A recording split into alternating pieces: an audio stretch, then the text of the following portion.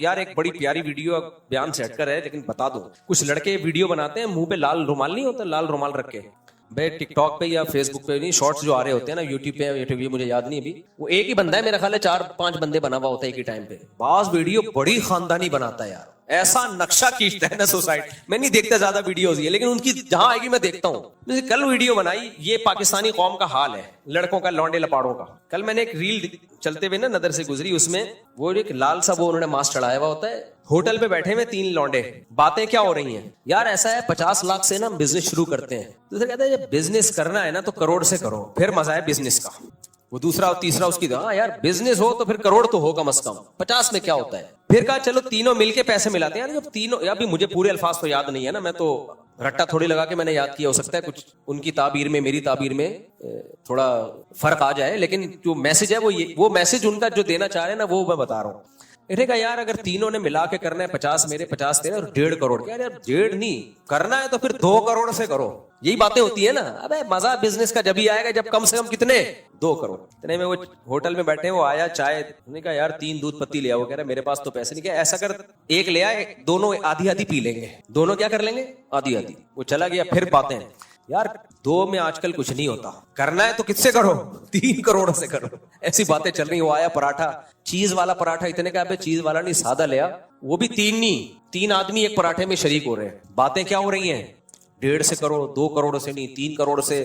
آخر میں پیسے مانگنے آیا تو پیسے ہی نہیں نکل رہے جیب سے. وہ کہہ رہے تم کم وقت باتیں تو 3 کروڑ 4 کروڑ 18 کروڑ کی کر رہے. تو یہی ہے, آپ ہوٹلوں پہ جا کے دیکھو ایسی بڑی بڑی باتیں, اور کٹ چائے منگوا رہے ہوں گے. چائے کون سی منگوا رہے ہوں گے, 2 کٹ لیا 2 کٹ لیا. بڑی ان کی ویڈیوز میں اچھی بات ہے بےہودگی نہیں ہوتی. ایک اور میں نے ویڈیو دیکھی, بڑا مزہ آیا, میں نے بڑی شیئر کی. میں نے کہا یار ہمیں اپنی بچپن یاد دلا دیا انہوں نے. ہمیں یاد ہے ہماری والدہ جب پڑوسیوں کے یہاں سے آتی تھی نا, پڑوسن سے بڑی دوستی تھی, ہمارے پڑوس میں رہتی تھی خاتون, تو ہم اپنی امی کو لینے جاتے تھے تو وہ دروازے پہ بھی کھڑے کھڑے باتیں, ہلتی نہیں ہے نا پرانی عورتیں, باتیں ہی ختم ہو رہی. بھائی امی اب گھر چلو ہم لینے آئے. تو انہوں نے بالکل وہی نقشہ کھینچا.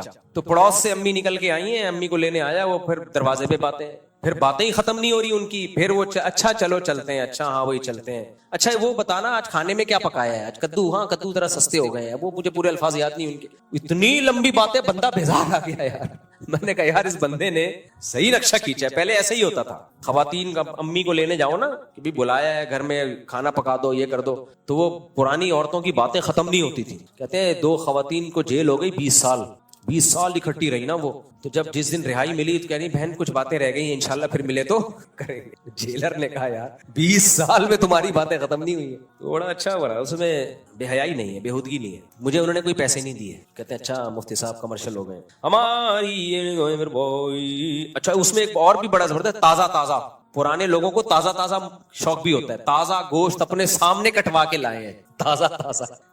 اچھا ان دنوں میں میری بھنڈی لگ رہی تھی, میں بھی تازہ بھنڈی کھا رہا تھا. جس کو میں بھنڈی کھلاتا ہوں تو بالکل تازہ ہے, تازہ. تو اس پہ ہمارے بھانجوں نے بھیجی, بولے یہ تازہ کا انہوں نے بیڑا غرق کر دیا ہے. تو تازہ. پھر وہ دادے لوگ یہ باتیں کر رہے ہوتے نا, ابے تم لوگ تو یہ فروزن مرغی کھاتے ہو, ہم تو تازہ مرغا کاٹ کے کھاتے تھے. تو ایک نے, اب مقابلے ہو رہے ہیں, تو ایک نے کہا ابے سامنے ہم تو انڈا خریدتے تھے, مرغی بٹھاتے تھے, اس چوزے کی اپنے حساب سے تعلیم و تربیت کرتے تھے, پھر تازہ کاٹ کے کھاتے تھے. تو یہ بوڑھوں میں یہ مقابلے ہوتے ہیں. اس کے بعد سے میں نے یہ کہنا چھوڑ دیا تازہ بھنڈی. لیکن ہماری بھنڈی آرگینک تھی, وہ واقعی تازہ تھی. اچھا میرے بھائی, بیماری کا علاج اللہ کی طرف سے, اس پر یقین کرنا ضروری ہے. وہ کافر ہو جائے گا, پوری ہے یار, قریب کا ہے, افسوس ہو رہا ہے. بیماری کا علاج آپ صلی اللہ علیہ وسلم نے بتایا اللہ تعالیٰ کی طرف سے, اور اس پر یقین کرنا ضروری ہے. جو انکار کرے گا وہ کافر ہو جائے گا. جیسے شہد میں شفا ہے. میری خالہ کی بیٹی ہے, والدین میری شادی کرنا چاہتے ہیں, لیکن مجھے بیماری کا شادی سے کیا تعلق ہو گیا, لیکن مجھے 10% بھی دل مائل نہیں ہے, اس کی طرف کیا کروں. والدین کہتے ہیں تمہاری بہن کی شادی ہم نے اپنی پسند سے کی ہے, تو تم کیوں نہیں مانتے. 2 الگ سوال ہیں جن کو گڈمٹ کر دیا انہوں نے. بھائی بیماری اور علاج دونوں اللہ کی طرف سے, لیکن اسباب اللہ نے ہی پیدا کیے ہیں نا, تو اللہ ہی ہمیں حکم دیتا ہے اسباب اختیار کرو. نظر کس پہ رکھو, اللہ پہ رکھو. باقی آپ کی کزن سے بالکل بھی دل مائل نہیں ہے تو منع کر دو. پھر آپ بہتر ہے کہ مان لو جہاں ماں باپ کہہ رہے ہیں وہاں زیادہ فائدہ ہوتا ہے. لیکن بعض دفعہ بالکل دل مائل نہیں ہوتا, زندگی کی رونق چھن جاتی ہے, عذاب میں آ جاتے ہیں لوگ. ایسی صورت میں ایک دفعہ اڑ جانا وہ زیادہ بہتر ہوتا ہے بنسبت ساری زندگی روتے رہنے کے. تو بالکل ہی دل مائل نہیں ہے, تھوڑا بہت بھی دل مائل ہے تو کر لو. جب شادی ہوتی ہے محبت پیدا ہو جاتی ہے, ماں باپ کا دل نہ دکھاؤ تو زیادہ اچھا ہے. مولانا طارق جمیل صاحب کو بیان کرنے سے روک دیا گیا, اور پھر وہ پنڈال میں نہ پہنچ سکے اس لیے رکاوٹیں بھی کھڑی کی گئی ہیں. ایسا کیوں کر رہے ہیں کابر تبلیغ؟ معین اختر سے کسی نے پوچھا کہ آپ کے ماموں کیا کرتے ہیں؟ اس نے کہا ماموں کی باتیں ماموں سے پوچھو. میں نے اپنے گھر آنے سے روک دیا ہوتا حضرت کو آپ پوچھتے اتنے بڑے بزرگ کو آپ نے کیوں نکالا. تو تبلیغ کے اپنے اصول اور آداب ہیں. بہتر پتہ ہے کیا ہے کہ لفڑے میں پڑو ہی نہیں. ہم سے قیامت کے دن اس بارے میں سوال نہیں ہوگا. ہمارے لیے دونوں قابل احترام ہے بس. باقی جہاں اجتماعی نظم ہوتا ہے وہاں بہت ساری چیزوں کو لے کے چلنا پڑتا ہے. تبلیغ والوں کا ایک نظم ہے, ایک سسٹم ہے, ان لوگوں کا ایک پورا ایک نظام ہے. وہ تھوڑی اس نظام کو آگے پیچھے ہونے دیتے ہیں. جو اصولی طور پر ایک بات ہے جو بالکل بدیہی طور پہ غلط معلوم ہوتی ہے, دیکھو جہاں بھی انسان ہوتے ہیں آپس میں اختلاف ہوتے ہیں, لیکن میڈیا کی زینت نہیں بننا چاہیے. وہ میڈیا کی زینت نہیں بننا چاہیے. جو بھی روٹی کھائے گا گوشت کھائے گا کچھ نہ کچھ. اللہ نے صحابہ میں اختلاف کیوں کروایا؟ حالانکہ وہ تو رحماء بینہم ہے نا, تاکہ امت کے پاس یہ بھی ایک رہے بھائی یہ بھی ہو سکتا ہے. تو اہل سنت والجماعت نے کیا کیا جب صحابہ میں اختلاف ہو؟ بھائی دونوں ٹھیک ہیں, جو غلط فہمیاں تھی ہو گیا اختلاف. تبھی ہم حضرت علی کو بھی جنتی اور سیدنا معاویہ کو بھی, سیدنا علی کو بھی جنتی, سیدنا معاویہ کو بھی جنتی. تو اس لیے لفڑے میں نہ پڑے زیادہ بہتر ہے. مفتی صاحب نام شیریں زادہ میرے والد صاحب کی زمین اور میں آپ اس حق میں بہتری کی دعا کر دیں. اللہ تعالیٰ انہیں صحت عطا فرمائے. دل سے دعا ہے بھائی اللہ ان کو صحت عطا فرمائے. اگر رشتہ داروں میں کوئی غریب ہو تو اس کی مدد کے لیے زکوٰۃ دے سکتے ہیں. زکوٰۃ بتا کے دینی چاہیے. غریب ہو تو دے سکتے ہیں, ڈبل ثواب ملے گا. بتا کے نہ دیں, اس کو ہدیے کے نام پہ دیں. دل میں زکوٰۃ کی نیت کریں, زبان سے کہیں گفٹ ہے. اپنے حق کے لیے لڑنا چاہیے یا نہیں, شریعت کیا حکم دیتی ہے؟ دونوں طرح کی حدیثیں ہیں. کچھ حدیثوں سے ہمیں یہ پتہ چلتا ہے کہ اپنے حق کے لیے لڑنا چاہیے. جیسے حدیث میں آتا ہے من قتل دون مالہ فہو شہید. صحابی نے پوچھا یا رسول اللہ میرا مال چھیننے کوئی آئے تو میں کیا کروں؟ آپ نے فرمایا لڑو. فرمایا وہ بھی لڑ رہا ہے, فرمایا تم بھی لڑو. فرمایا وہ قتل کی کوشش کرتا ہے, فرمایا تم قتل کر دو اس کو. جان بچانے کے لیے قتل کر رہے ہیں نا, تو آپ نے فرمایا تم قتل کر دو گے وہ جہنم میں جائے گا, اس نے پہل کر کے تمہیں مار دیا تم شہید ہو جنت میں جاؤ گے. یہاں کیا ترغیب ہے بولو؟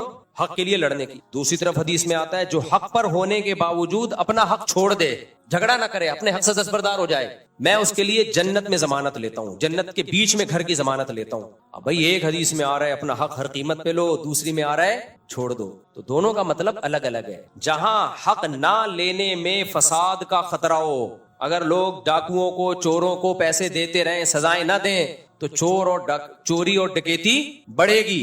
تبھی ہم کہتے ہیں ڈاکو جب کوئی اسنیچنگ موبائل اسنیچنگ کر رہے ہو تو پکڑ کے معاف نہ کرو, اس کو معاف کر دیا وہ کل دوسرے بندے کو مارے گا. بہنیں اگر اپنا حق چھوڑنا شروع کر دیں, بھائیوں سے وراثت نہ لیں تو یہ ظلم اور زیادہ بڑھے گا. تو ہم بہنوں کو کہتے ہیں لو وراثت, تاکہ وراثت بہنوں کو دینے کا رواج سوسائٹی میں بڑھے.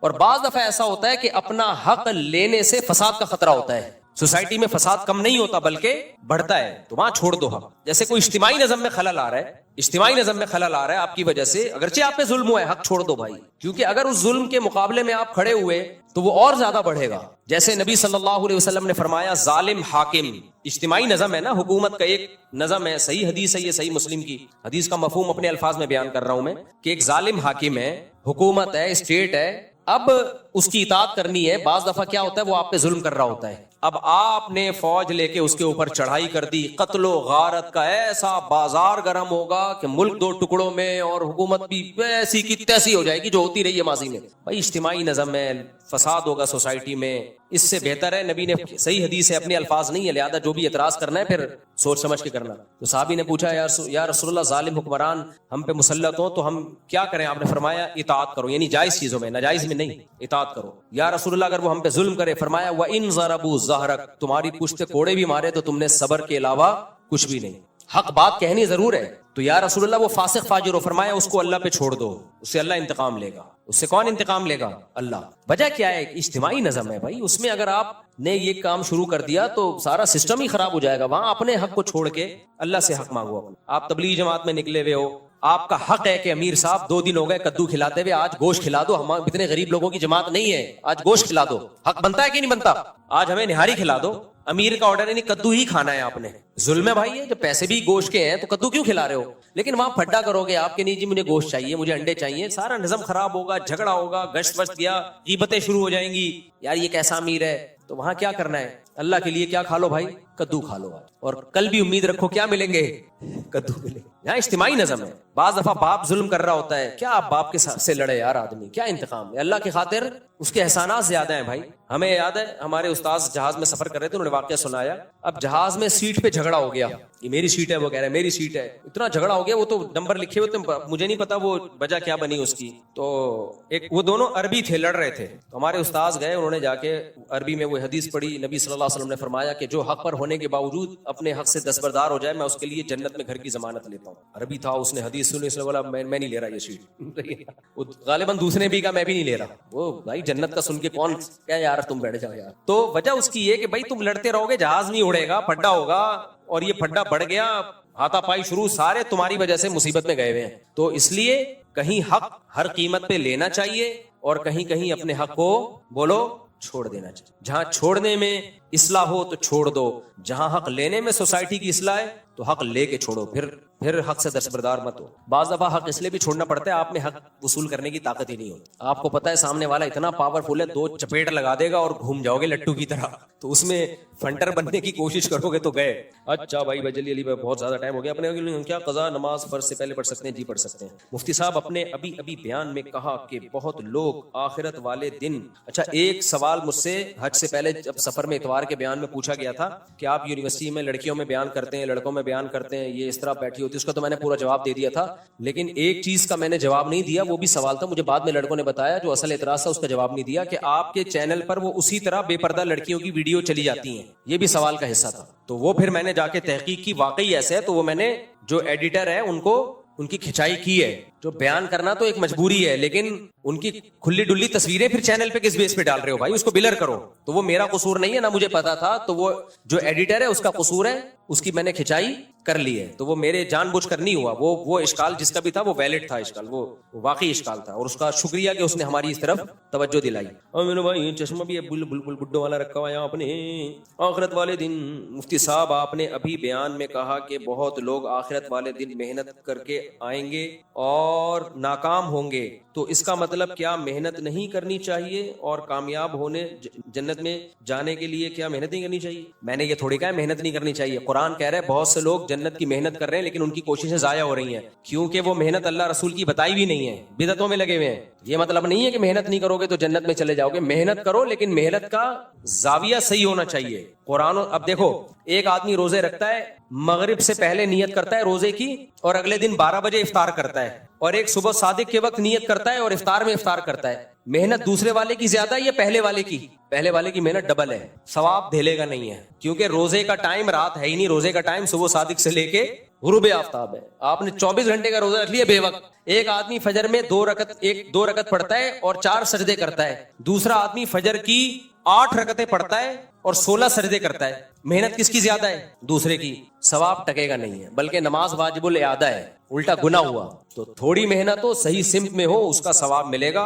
اخفل طریقے سے محنت ہو رہی ہے, اپنی طرف سے محنت پہ محنت ہوئی جا رہی ہے, اس کا دے گا ثواب نہیں. جیسے میں نے بتایا تھا احرام میں میلا کچیلا حاجی اللہ کو پسند ہے, لیکن آپ کیچڑ میں جا کے لت پت ہو رہے ہو احرام میں کہ میلا کچیلا پسند ہے. اب پسند نہیں ہے, صحیح ہے. جو اللہ کی طرف سے میل کچیلا آ گیا وہ والا میلا کچیلا, وہ اللہ کی, اس کی نسبت کس کی طرف ہوگی؟ اللہ کی طرف. مصیبتوں پہ صبر کرنا فرض ہے, لیکن آپ نے اپنے آپ کو مصیبت میں ڈالا, رات کو لاکر کھلا چھوڑ دیا, ڈاکوؤں کو پاسورڈ بتا دیا کہ چوری ہوں گے میں صبر کروں گا, اب ثواب نہیں ہے. شد عقالہ وتوکل علی اللہ, نبی نے فرمایا اونٹ کو پہلے رسی سے باندھو, نگرانی کرو, پھر چوری ہو گیا تو پھر ثواب ملے گا.